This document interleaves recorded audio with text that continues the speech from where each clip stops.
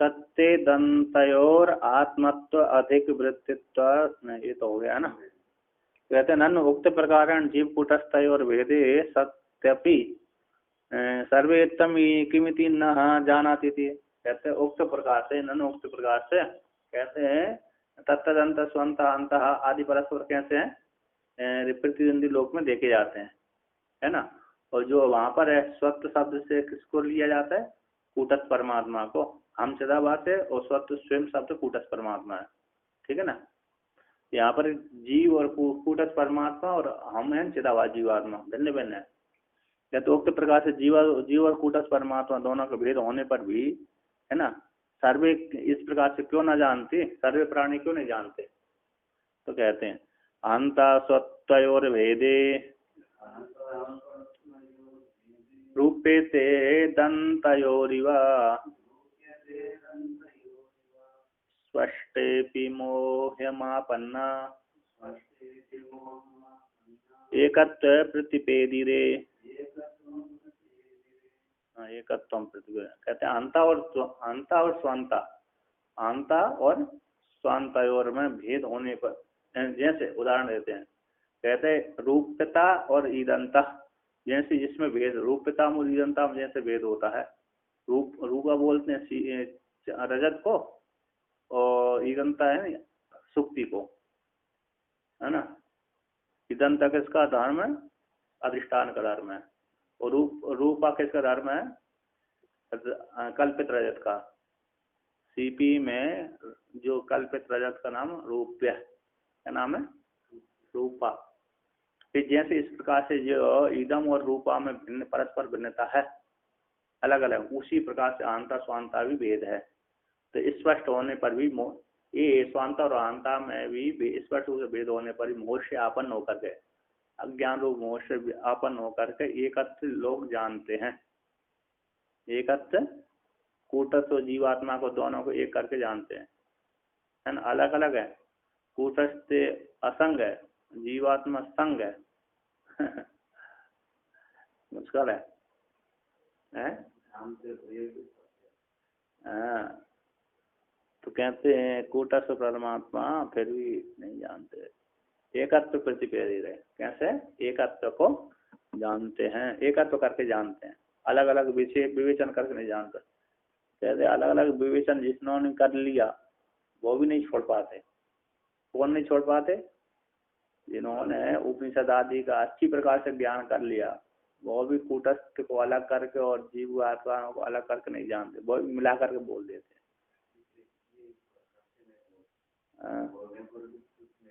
नहीं होता है। कहते बुद्धि साक्षी कूटस्थ का, बुद्धि के साक्षी कूटस्थ परमात्मा का बुद्धि के द्वारा प्रत्यक्ष करने के लिए शक्य न होने से हमिति, और हम जो हम है ना, बुद्धि का साक्षी है, ऐसे कूटस्थ परमात्मा बुद्धि के द्वारा प्रत्यक्ष करने के लिए सामर्थ्य नहीं है ना। इंद्रिय का विषय नहीं होता, लक्षित होता है, लक्षित होता है, होता का नहीं लगता, लक्षित होता है। तो हम लक्षित होने से, और हमिति प्रतिभाषण है, हमें चिदाभास जीवात्मा का प्रतिभासमान दोनों का, है ना। और हम तो इदम का विषय, हम कैसे? चिदाभास जीवात्मा है, अरे हम जो है चिदाभास जीवात्मा है। ऐसे प्रतिभासमान दोनों का जो अभेद अध्यास हो रहा है दोनों का, कूटस्थ को जीवात्मा का। कहते कूटस्थ जीवात्मा में जो भ्रांति के द्वारा एकत्र प्रतिपन्न लोग क्या करते हैं? सामान्य मनुष्य करके जानते हैं। सामान्य तो जानते नहीं ब्रह्म है कि नहीं है, मैं जीव हूँ, इतना अकेले जानते हैं। ये तो थोड़ा इन्होंने ज्ञान कर लिया, वही कूटस्थ का नाम जानते नहीं। कूटस्थ क्या चीज है वो भी नहीं मालूम, कूटस्थ है क्या चीज है वो भी नहीं मालूम। मैं जीव हूँ इतना तो, मैं मनुष्य हूँ, जीव हूँ, इतना ज्ञान रहता है। मैं ब्रह्म हूँ, हाँ ये मालूम उनका रहता है कि ब्रह्म है, ब्रह्म नहीं भगवान है, कोई भगवान है। ब्रह्म तो दूर की बात हो गई, ब्रह्म है, कूटस्थ है, अंतर्यामी अक्षर ब्रह्म है, ये एक तो बहुत दूर की बात हो गई।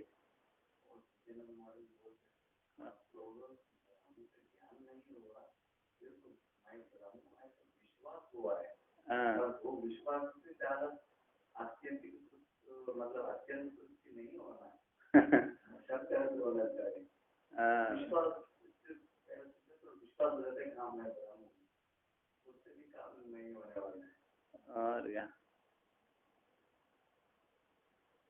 लिमिटेड वो नहीं हो ना। तो और ये तो शास्त्र को श्रवण करने वाले को ऐसा होता है ना। और जिन्होंने शास्त्र का श्रवण नहीं किया उनको नहीं मालूम कि भगवान को इतना मालूम राम कृष्ण विष्णु भगवान शिवादिक भगवान है, हैं?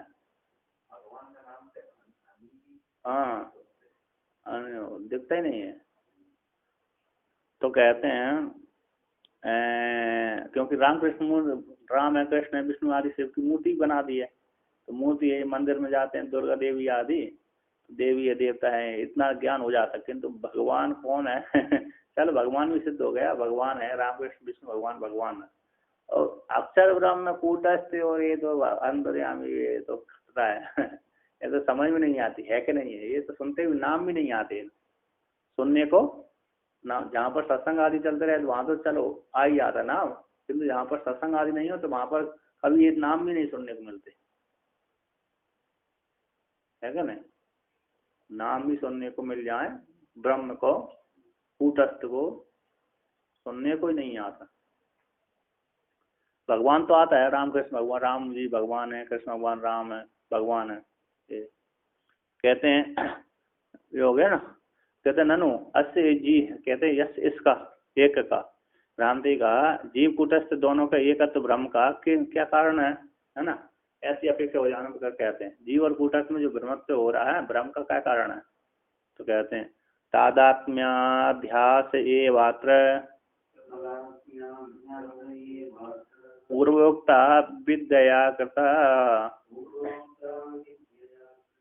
अविद्यायां निवृत्तायां तत्कार्यं विनिवर्तते। कहता तादात्म्य अध्यास में जीवात्मा और कूटस्थ परमात्मा का तादात्म्य अध्यास ही एक मुख्य हेतु है, और जो अविद्या के द्वारा बनाया गया है, अविद्या के द्वारा किया गया। पूर्वोक्त जो अविद्या का उसी के द्वारा तादात्म्य अध्यास हुआ जीवात्मा और कूटस्थ परमात्मा में। सीधाबाद जीवात्मा का कूटस्थ परमात्मा का दोनों का अविद्या के द्वारा ही बनाया गया। अविद्या की निवृत्ति हो जाने पर उसका कार्य भी निवृत्त हो जाता है ना। मृतिका को हटा दिया तो घट भी फूट जाता है, चला जाता है। मृतिका को जब ले गए वहां से सोने से स्वर्ण आभूषण से, तो सोना भी बिल्कुल अदृश्य हो जाता है।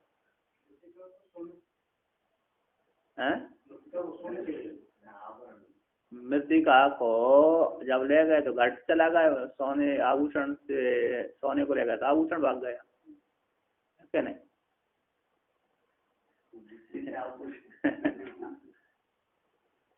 और यहाँ पर कहते हैं अत्रास्मिन ग्रंथ में पीछे ग्रंथ 625 पे है ना, अनादि अविवेको अयम, अनादि जो अविवेक ही मूल कारण है। अज्ञान अनादि अविवेक मूल अविद्या मूल कारण। इति अत्र यहाँ पर उक्त अविद्या के द्वारा एक का हो गया भ्रांति से। अतः इसी हेतु अविद्या के कार्यत्म, अविद्या के कार्यत्म अस्य भ्रांति का मूल है ना। अस्य भ्रांति का अतः इसी अविद्या का कार्यत्म अध्यास है ना, अविद्या कार्य का अध्यास। अस्य अतो अस्य इस अध्यास जो अविद्या का कार्य है, अतः इसी हेतु से अविद्या निर्वर्तक ज्ञान के द्वारा ही तन्निवृत्ति है। अविद्या कार्य कौन है? अध्यास है। इसी अध्यास का अध्यास अविद्या का कार्य होने से अतः इसी हेतु से अविद्या की निवृत्ति अविद्या का निवर्तक ज्ञान के द्वारा ही उसकी निवृत्ति होती है।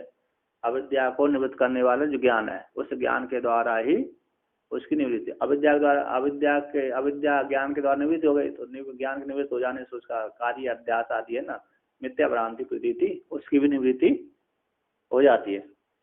कहते हैं ननु अध्यास से अविद्या कार्यत्वात् निवृत्तायाम निवृत्ति ये तथे अनुपन्नम है ना। क्या कहते हैं यहाँ पर? अध्यास का अविद्या कार्य है।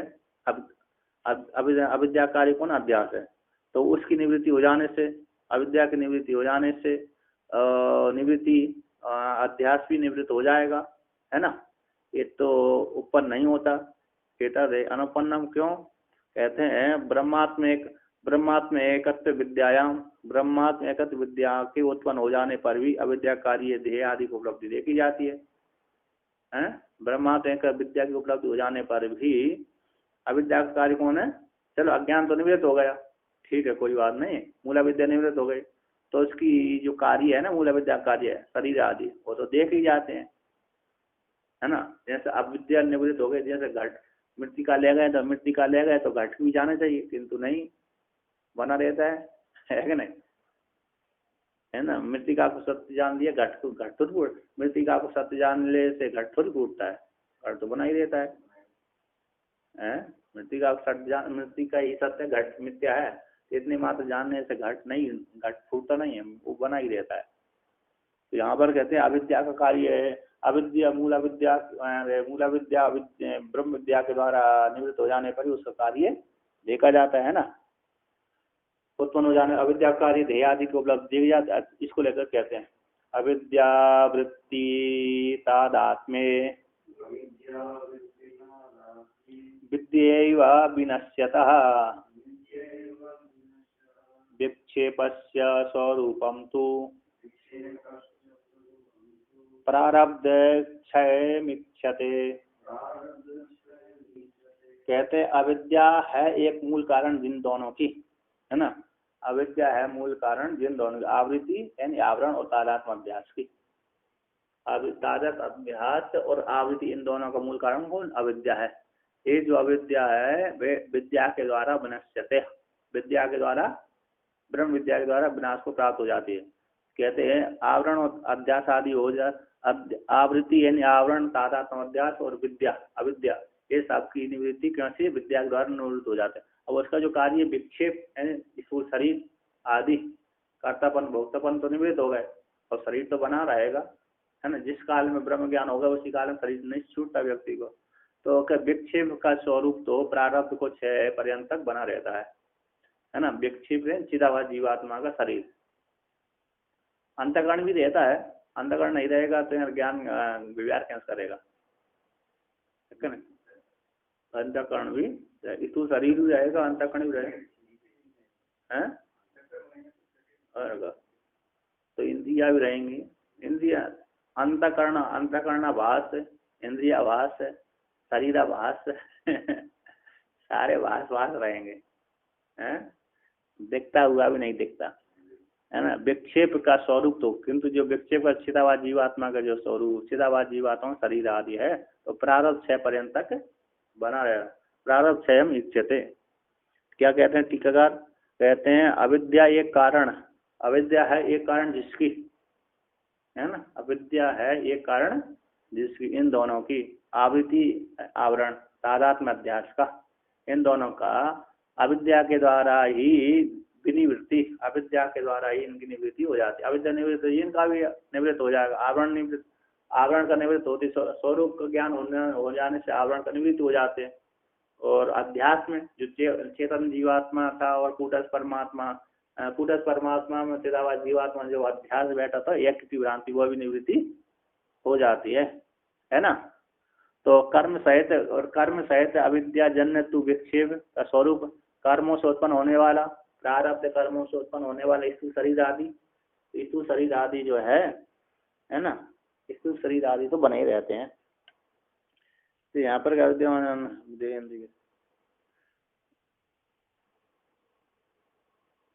देहेन्द्रिय विषय आदि विक्षेपस्तु प्रारब्ध कर्म जन्य होने से तन्नाश से ही, जब प्रारब्ध का नाश हो जाएगा तो उसका नाश हो जाएगा। कहते कर्म सहित अविद्या से उत्पन्न होने वाला विक्षेप जो शरीर है, स्थूल शरीर इंद्रिय आदि है ना, और विक्षेप स्वरूप का तो कर्म वासना पर्यंत तक अवस्थान रहता, कोई विरोध नहीं है। कहते ना प्रारब्ध कर्मों का निमित्त मात्र होने से उनके सद्भाव मात्र रूप से उपादान के विनष्ट हो जाने पर भी कथम कार्य अनुवृत्ति। प्रारब्ध कर्मों का तो निमित्त मात्र होता है, कैसा होता है? निमित्त मात्र।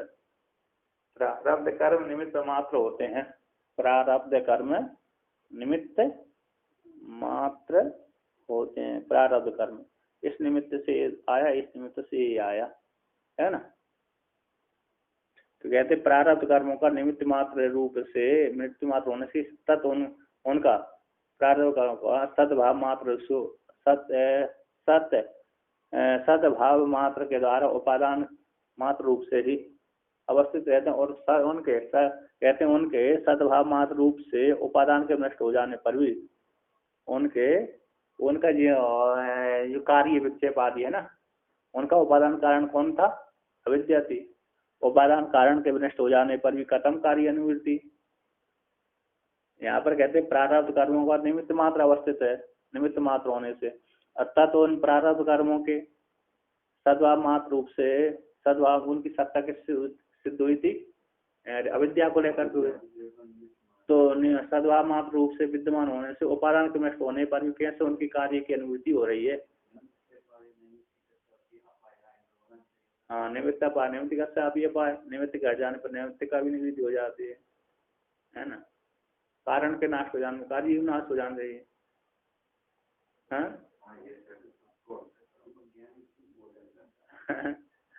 तो ऐसी आशंका लेकर शास्त्रांत सिद्धांत दृष्टांत को दृष्टांत रूप से उसकी अनुभूति को सिद्ध करते, संभावना करते हैं।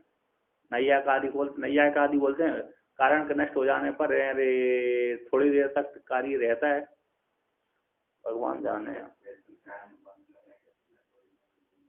ये तो घूमता है। अब वहां पर कहते हैं ये तो चलो, ये तो चल रहा है, कोई बात नहीं है, लेकिन यहाँ मिट्टी का हटा दी घट कैसे रहेगा?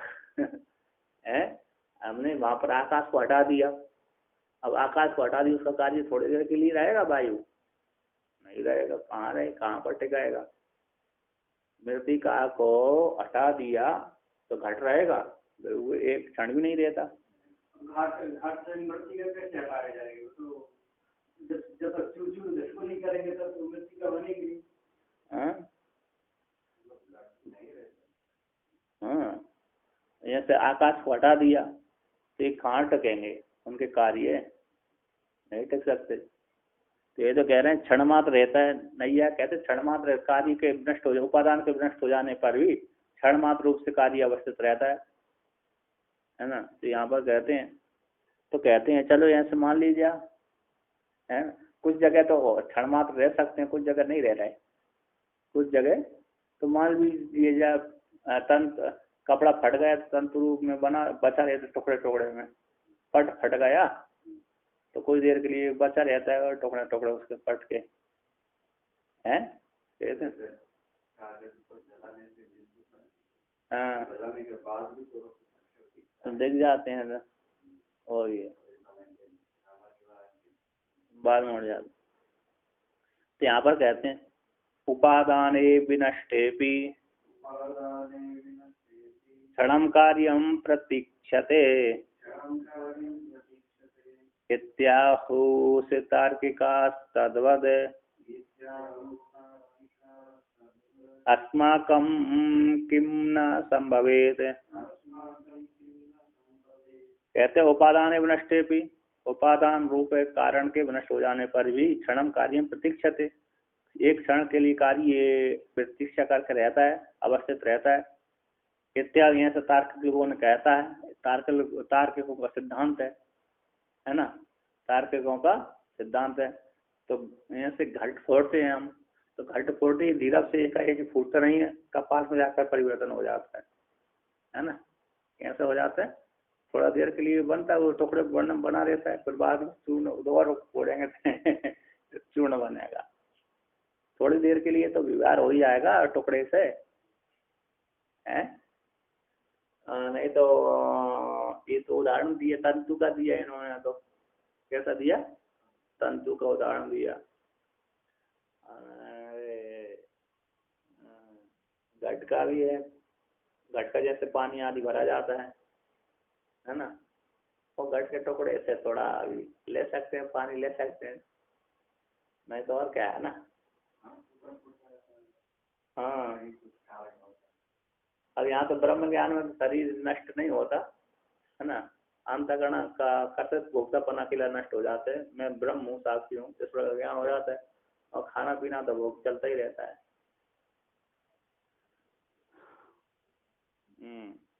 तो यहाँ पर कहते हैं ऐसा तार्किक लोग कहते हैं तद्वत् उसी प्रकार अस्माकम किम न भवेत्, हम सिद्धांतों के लिए क्यों नहीं माना जाएगा। तो वो कहते हैं कि उपादान कारण के नष्ट हो जाने पर कार्य एक क्षण के लिए रहता है, लेकिन वहां पर तो एक वो नियम तो अच्छा है, उत्पन्नम द्रव्यम निर्गुणम निष्क्रियम तिष्ठते, एक न्याय है। कैसा है?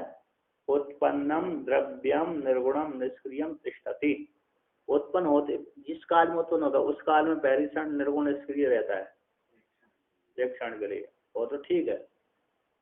किंतु ये तो वो विलय हो रहा है, विनष्ट हो रहा है, क्षणभर कार्य है प्रतीक्षते, क्षणभर के लिए रहता है ना।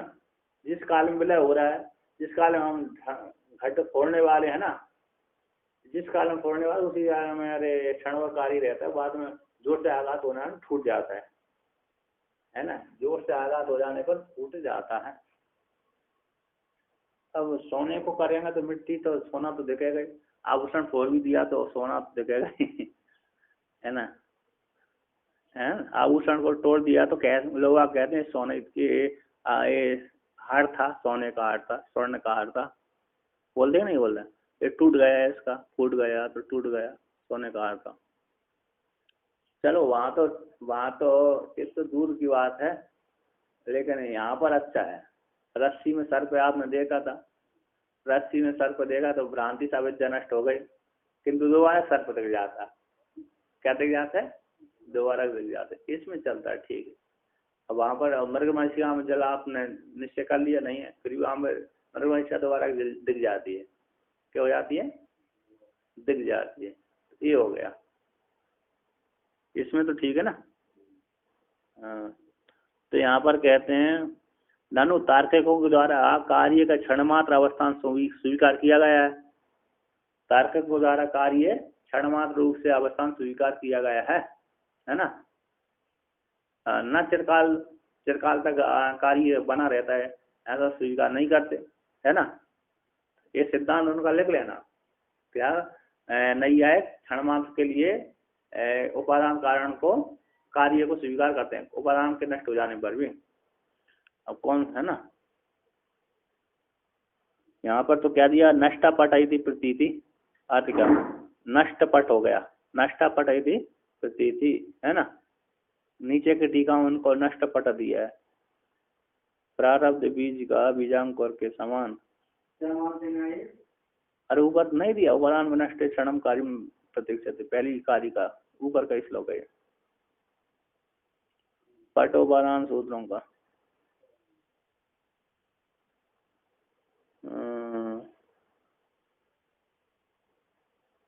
तो कहते हैं यहाँ पर क्या हो गया, शंका हो गई ना, तंतु नाम दिन संख्यानाम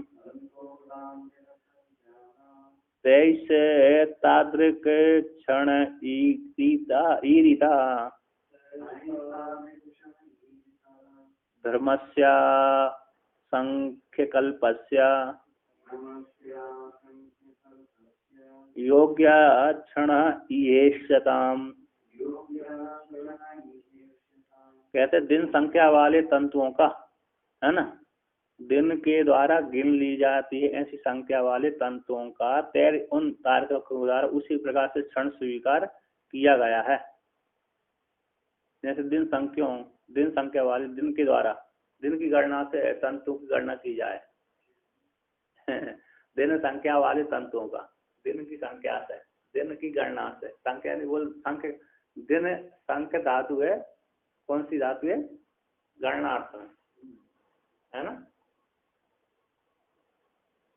एक दिन, दो दिन, तीन दिन, एक तंतु आदि एक दिन, दो दिन, तीन दिन रहा, ये पट फूट तो गया, टट नष्ट तो हो गया तंतु, ये धागा, एक धागा, दो धागा, तीन धागा है, दिनों की संख्या 30 दिन तक बना रहा, 4 दिन तक बना रहा, अथवा एक तंतु है, दो तंतु है, तीन तंतु है, हाँ नहीं तो क्या है, तो दिन संख्या वाले तंतुओं का दिन संख्या, दिन गणना वाली संख्याओं की टेस्ट उनके द्वारा, तो मतलब जैसा उनका मतलब है, जैसा कार्य है उसी के अनुसार उनका, जैसा कारण है वो, जैसा कारण है था उसी के अनुसार उनका उतनी काल तक वो बना रहता है, क्या कार्य बना रहता है। पट नष्ट हो गया तो तंतु में बना, तंतु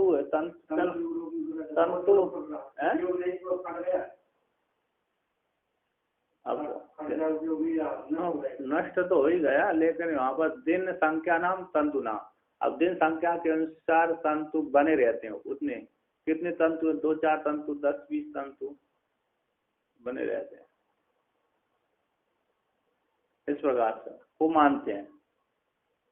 तो यहाँ पर कहते हैं तात्विक क्षण विहिता, जैसे दिन के द्वारा गिन लिए जाए या दिन संख्या वाले तंतुओं का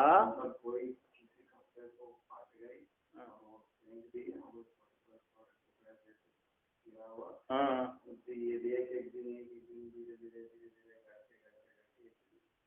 विनष्ट हो जाए, ऐसे दिन ऐसे दिन, अब दिन की गणना के सदृश तंतु बने रहते हैं, नहीं तो तंतु कैसे बने रहेंगे, कुछ दिन बने रहेंगे।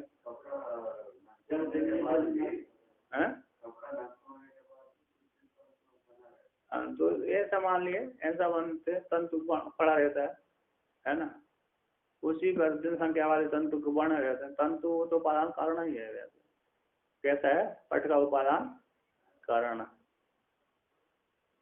तो यहाँ पर कहते हैं पट उपादान सूत्राणाम, इन्होंने तो पट के उपादान कौन है, सूत्र हैं, उन सूत्रों का नीचे की टीका में है ना, नीचे की टीका में अर्थ किया है पट के उपादान कौन, पट को उपादान कारण सूत्र है, पट को उपादान कारण कौन है, सूत्रों का। इन सूत्रों का कुछ काल तक बनाया था, पट तो फट गया, पट तो फट गया, अब कुछ काल तक पड़ा रहेगा तंतु उसके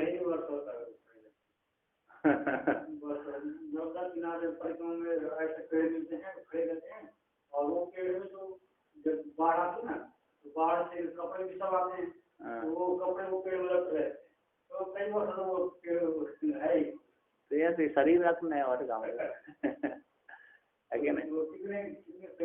ऐसे शरीर रखना है, बनाना है, दृष्टांत को दाष्टान में घटाना है। तो कहते हैं भ्रमस्य असंख्य कल्पस्य, और भ्रम का असंख्य कल्प वाले भ्रम का तो योग क्षण ईशताम है ना, चक्र भूमि है ना, तो जितनी देर तक उसकी यहाँ पर कहते हैं वो तो दिन की गणना से तंतु बने रहते हैं, जैसा योग जैसा उनका कार्य है, जैसा उनका कारण है, उसी के अनुसार वो कार्य कुछ क्षण के लिए बना रहता है जैसा है। और यहाँ पर सिद्धांत में कहते हैं असंख्य कल्प वाले भ्रम का, भ्रम यानी कुलाल चक्र घूमता रहता है, तो योग क्षण से था, जैसा व्यक्ति का प्रारब्ध हुएगा उतने काल तक वो शरीर बना रहेगा। जैसे जितने देर जोर से घुमाया आपने कुलाल चक्र है, किसको, चक्र को, तो उतनी देर उतने काल तक घूमता रहेगा, जितना वेग है उतने काल तक घूमता रहेगा। इसके बाद फिर धीरे धीरे से क्या हो जाएगा, शांत हो जाएगा। उसी वजह जब तक प्रारब्ध कर्म है तब तक व्यक्ति ज्ञान होने के बाद बना रहेगा, और इसके बाद शरीर नष्ट हो जाएगा और परमात्मा में तो लीन हो ही जाएगा, ब्रह्म ज्ञान है। तो टीकाकार कहते हैं यहाँ पर, कहते संसार का अनादिकाल से आरब्ध हो रहा है, तो अनुवृत्ति देखी जाती है, उसके संस्कार वश से कुलाल चक्र के भ्रम के समान चिरकाल से अनुवृत्ति होती है, इसमें कोई विरोध नहीं है। उसी जिस प्रकार से संसार चक्र उसी प्रकार कुलाल का चक्र, जैसे कुलाल का चक्र है जितना वेग है उसमें घूमता रहेगा, उसी प्रकार संसार चक्र चला आ रहा है। तो जब ज्ञान तो हो गया, इसके बाद अरे उसका प्रारब्ध उस शरीर में रहेगा तो मुक्त हो जाए, उस शरीर में जितना प्रारब्ध वेग है उस प्रारब्ध वेग को भोग करके समाप्त हो जाएगा। ना कि जैसे संसार चक्र अनादि ज्ञान होने के बाद भी अनादि चलता रहे, ऐसी बात है नहीं। इससे कुलाल चक्र दोबारा घुमा देते, दोबारा फिर चालू हो जाता है ना। कुलाल अपने चक्र को एक बार घुमा के छोड़ दिया, बंद हो गया, दोबारा फिर वो उसको चालू कर देता है, ऐसी बात है, ऐसा ब्रह्म ज्ञानी में नहीं। तो कहते हैं यहाँ पर ननु तारकों के द्वारा ये जिस प्रकार से अयुक्त कहा गया है कि एक क्षण के लिए कार्य के बिना उपादान के नष्ट हो जाने पर क्षण भर कार्य बना रहता है, वो ठीक नहीं है। क्या तू यह तो ननु तारकों के द्वारा यह तो जिस प्रकार से अयुक्तम अविहितम है ना, अयुक्त रूप से कहा गया है ना, अयुक्त रूप से कहा गया है। अविहितम मतलब कौन सी धातु होना चाहिए, हाँ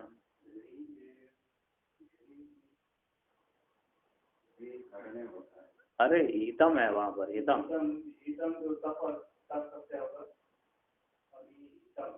हाँ ही धातु है, एक ही धातु था, तो अभी उससे दुदा धारण पोषण को तप होकर के ही आदेश हो गया, अभितम कथितम कहा गया है, इसलिए भी तो यहाँ पर कहते हैं तद तदवद आपके द्वारा भी, यहाँ पर तो उनके नई आयुक्त द्वारा तो कैसा ही आयुक्त कहा गया है, उसी प्रकार तद्वद उसी प्रकार आपके द्वारा भी हो जाए, है ना। अरे उपादान नष्ट हो गया, कार्य थोड़ी देर के लिए रहेगा। पृथ्वी आकाश आकाश को तो नष्ट कर दिया और आकाश वायु थोड़ी देर के लिए रहे, ऐसा संभव नहीं है ना। आकाश को हमने नष्ट कर दिया, ब्रह्म में लीन कर दिया, माया में लीन कर दिया, और उसके कार्य थोड़ी देर के लिए रहे क्षण मात्र भी, ये तो संभव नहीं है। उपादान के नष्ट हो जाने पर कार्य नहीं रहता है नहीं रहता। इसलिए यहाँ पर कहते हैं तारकों के द्वारा ऐसे जो कहा गया है क्षण मात्र रहता है उपादान नष्ट हो जाने पर भी, वो ठीक है नहीं है। तो तद्वत उसी प्रकार आप सिद्धांति के द्वारा भी हो जाए, है ना। सो उक्ति में ततो वैषम्य, हमारी उक्ति में उनके साथ विषमता है, भेद है। क्या भेद है आपको बतलाते हैं। बिना छोद क्षमम मानम तैर्वृता परिकल्प्यते श्रुति युक्त्यानुभूतिभ्यो बदताम किम नो दुहुषकम। कहते हैं छोदम बिना छोद क्षमम मानम बिना, छोद क्षमम बिना मानम, विचार को सहन करने वाले, छोद क्षमा बोलते हैं विचार सहा, विचार को सहन करने वाले प्रमाण के बिना, नहीं आए आदि विचार को सहन कर लिया, अच्छा ज्यादा विचार नहीं किया, ज्यादा तर्क तो किया लेकिन कुशल तर्क नहीं किया, युक्तियुक्त तर्क नहीं किया।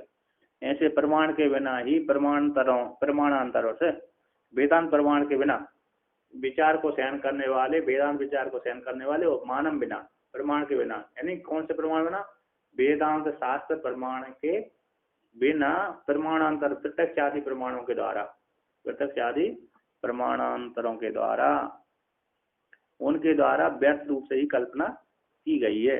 फिर उनके द्वारा नैयायिक द्वारा व्यर्थ कल्पना से, तो आपने कैसे करी, और तो हमने तो श्रुति युक्ति अनुभूति के द्वारा कल्पना करी है ना। कैसे कल्पना करी हमने, श्रुति युक्ति अनुभूति के द्वारा कल्पना करी। इसलिए बदताम किम नुषा, तो श्रुति ने कहा है तो बताओ हम लोगों क्यों, जब उन्होंने श्रुति ने कहा तो हम लोग कैसे नहीं कह सकते, है ना। हम तो अनुभूति करके युक्ति से वो श्रुति को आश्रय बना करके ही कहते हैं, तो क्यों नहीं कह सकते। क्या हमारे लिए कठिन है, किमनु दूसम क्या दुख सकम हमारे लिए कठिन है, बोलने वाले हम वेदांतियों के लिए क्या कहना असंभव है, अशक्य है, दुसकम क्या अशक्य है। क्या कहते हैं, छोट समम विचार को सहन करने वाले, यानी बिन मानम बिना, यानी प्रमाणांतर के द्वारा, प्रमाण के मान प्रत्यक्ष प्रमाणांत श्रुति युक्ति प्रमाण के बिना दूसरे प्रमाणांतरों से, ऐसा वो बोल दिया उन्होंने जो कल्पना की है। कुछ काल के लिए क्या रहता है, कुछ काल के लिए कार्य बना रहता है, ऐसे ही बोल दिया उन्होंने। कपाल को देख करके घट फूट गए, कपाल में कौन जाने क्या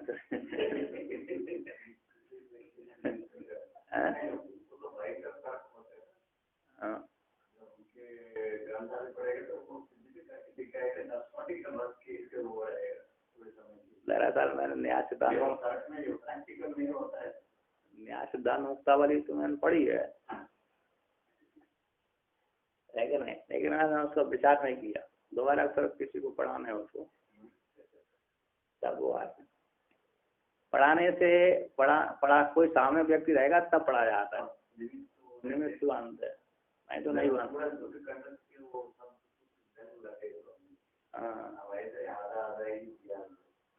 मैंने इसलिए निमित्त, नहीं तो मैं योग सूत्र कंठस्थ कर लेता, योग सूत्र में तैयारी कर लेता। निमित्त ही नहीं, मैं ले गया था योग सूत्र तैयार करने के लिए, नेस्कर में सिद्धि ले गया था पढ़ने, पूरी तैयार करने। 4 दिन पढ़ी, 4-5 दिन फिर भूल छोड़ दिया, फिर आलस आ गया। तो यहाँ पर कहते हैं अरे तस्य, तो हमारे पक्ष को कहते हैं, हमारे पास सिद्धांत पक्ष कहते हैं तस्य तावदेव चिरम यावन विमुक्ति अस्तम पक्ष से, विधेय केवल की प्राप्ति कब तक है?